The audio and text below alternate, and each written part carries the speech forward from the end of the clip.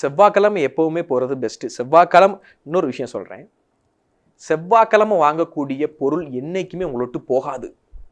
ஆனால் செவ்வாய்க்கிழமை யாருமே வாங்க மாட்டோம், வெறுமனை போயிருந்தான்னு சொல்லுவாங்க. இது ஒரு மித்து. செவ்வாய்க்கிழமை டாக்குமெண்ட் பதிய மாட்டாங்க, வண்டி வாங்க மாட்டாங்க, கல்யாணம் பண்ண மாட்டாங்க. நோட் பண்ணுங்க, செவ்வாய்க்கிழமை எந்த காரியமும் செய்ய மாட்டாங்க. அன்னைக்கு செஞ்சா அவன் ஜெயிச்சிருவான்.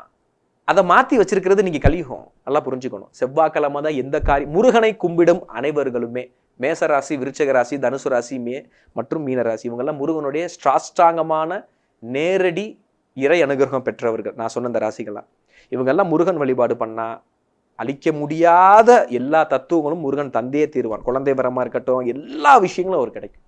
ஸோ செவ்வாய்க்கிழமை மிக முக்கியமான நாள். எல்லாரும் செவ்வாய்க்கிழமை வாங்குவது சால சிறந்து. எஸ்பெஷலி நான் சொன்ன இந்த ராசி. ஆனால் ஜாதகம் பார்த்துட்டு செவ்வாய்க்கிழமை உங்களுக்கு உகந்ததான்னு பார்த்துட்டு செய்கிறது நல்லது.